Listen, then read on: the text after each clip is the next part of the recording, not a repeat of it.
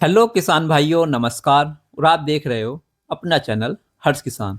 तो किसान भाइयों, आज की इस वीडियो में हम बात करेंगे अरहर की खेती किस तरह से करें।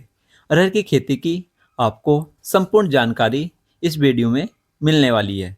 आइए किसान भाइयों जानते हैं। अप्रैल और मई के महीने में आलू की खुदाई और गेहूं की कटाई के बाद खेत खाली छूट जाते हैं।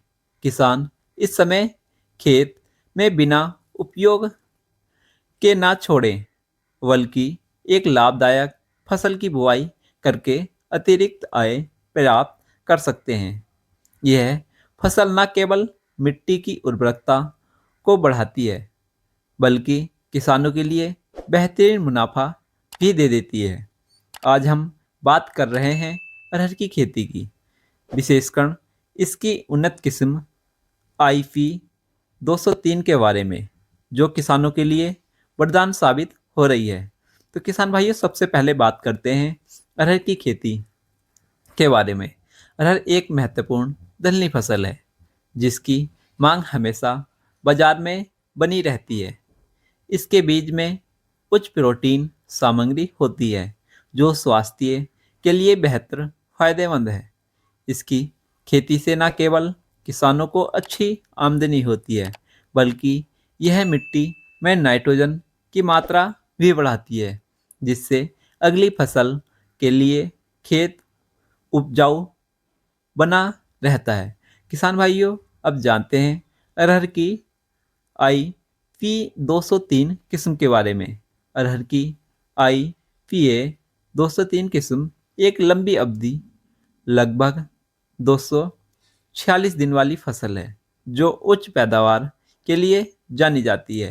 यह किस्म कई प्रमुख रोगों के प्रति प्रतिरोधक क्षमता रखती है, जिससे फसल को नुकसान कम होता है और उत्पादन अधिक मिलता है। आइए किसान भाइयों, अब जानते हैं अरहर की IPA 203 किस्म की खेती कैसे करें। किसान भाइयों, सबसे पहले जानते हैं खेत की तैयारी किस तरह से करें।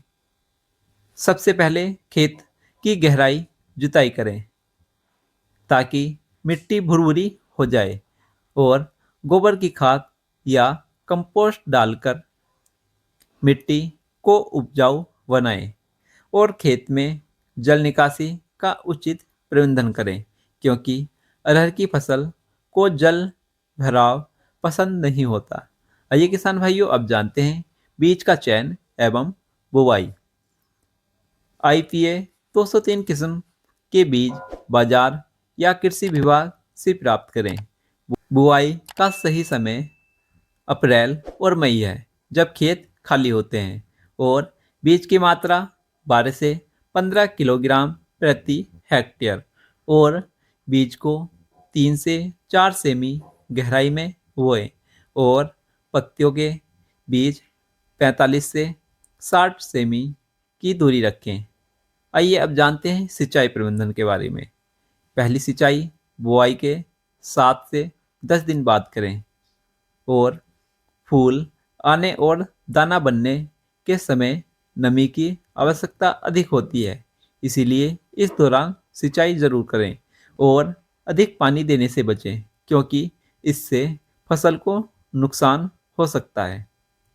आइए अब जानते हैं खरपतवार एवं कीट प्रबंधन के बारे में।